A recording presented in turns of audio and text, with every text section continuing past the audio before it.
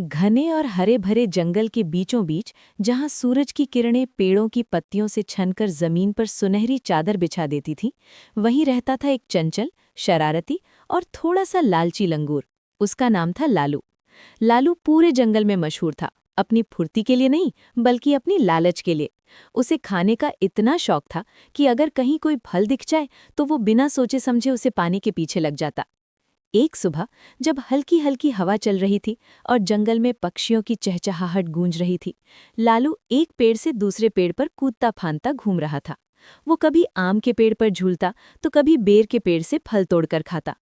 लेकिन उस दिन उसकी किस्मत उसे कुछ खास दिखाने वाली थी। अचानक उसकी नज़र दूर एक बेल पर पड़ी। उस बेल पर लटक रहे थे बड़े बड़े गोल गोल चमचमाते बैंगनी अंगूर। वे इतने ताज़े और रसीले लग रहे थे कि जैसे किसी ने उन्हें खास लालू के लिए ही सजा कर रखा हो। लालू की आंखें चमक उठीं, उसके मुंह में पानी आ गया। वाह, उसने खुद से कहा, आज तो मज़ा आ जाएगा, इतने मीठे अंगूर। वो तुरंत उस बेल के नीचे पहुंचा।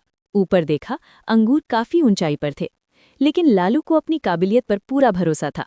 इतनी सी ऊंचाई, ये तो मेरे बाएं हाथ का खेल है। उसने थोड़ा पीछे हटकर दौड़ लगाई और जोर से छलांग लगाई। लेकिन वो अंगूरों तक नहीं पहुंच पाया। वो नीचे गिरा, धूल झाड़ी और फिर मुस्कुराया।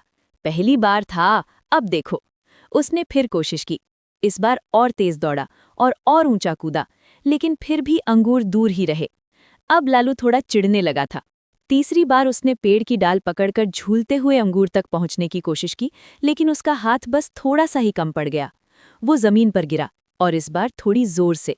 पास ही एक छोटी सी गिलहरी बैठी ये सब देख रही थी। वो मुस्कुराते हुए बोली, लालू, ये अंगूर बहुत ऊंचे हैं, शायद तुमसे नहीं पहुंचेंगे। लालू ने उसकी बात सुनी, लेकिन मानने को तैयार नहीं था। मुझसे नहीं पहुंचेंगे, तुम देखती जाओ। अब लालू जिद पर आ चुका था। वो बार बार कूदने लगा, हर बार पूरी ताकत लगाता, हर बार उम्मीद करता कि इस बार वो जरूर पहुंच जाएगा। लेकिन हर बार वही नतीजा। धीरे धीरे जंगल के और जानवर भी वहां आ गए। एक हिरण, एक तोता और कुछ और छोटे छोटे जीव। सब लालू का तमाशा देखने लगे। कुछ हंस रहे थे, कुछ हैरान थे। लालू को अब ये बात चुभने लगी थी कि सब उसे देख रहे हैं। अब तो मुझे ये अंगूर हर हाल में चाहिए, उसने मन में ठान लिया। उसने इधर उधर देखा और एक बड़ा पत्थर घसीट कर लाया, उसे बेल के नीचे रखा और उस पर चढ़ गया। अब वो पहले से थोड़ा ऊंचा था। उसने हाथ बढ़ाया, लेकिन फिर भी अंगूर थोड़े दूर ही रहे। उसने और खिंचने की कोशिश की, संतुलन बिगड़ा और वो धड़ाम से नीचे गिर पड़ा। इस बार सब जानवर जोर जोर से हंस पड़े। लालू को बहुत गुस्सा आया और थोड़ी शर्म भी, लेकिन उसने हार नहीं मानी। अब उसने एक नई तरकीब सोची। वो सूखी लकड़ियां इकट्ठा करने लगा। एक के ऊपर एक रखकर उसने एक छोटी सी सीढ़ी बनाने की कोशिश की। काफी मेहनत के बाद उसने एक ढांचा तैयार किया। वो सावधानी से उस पर चढ़ा, एक कदम, फिर दूसरा। जैसे ही वो ऊपर पहुंचने वाला था, लकड़ियां हिलने लगी और अगले ही पल धड़ाम, सब कुछ टूट गया और लालू फिर जमीन पर गिर पड़ा। अब वो पूरी तरह थक चुका था। उसकी सांस तेज चल रही थी, उसके हाथ पैर दर्द कर रहे थे। वो चुपचाप बैठ गया और ऊपर अंगूरों को घूरने लगा। कुछ देर तक वो कुछ नहीं बोला।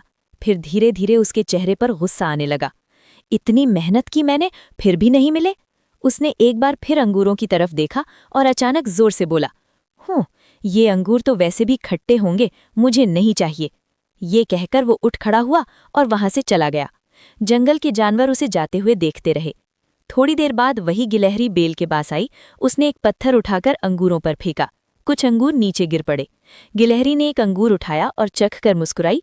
वाह, कितने मीठे हैं। पेड़ पर बैठा पोता ये सब देख रहा था। वो मुस्कुराकर बोला, जब कोई चीज हमें नहीं मिलती तो हम उसे बुरा कह देते हैं। हिरण ने सिर हिलाया, सही कहा। असली बात तो ये है कि हमें सही तरीका और धैर्य चाहिए।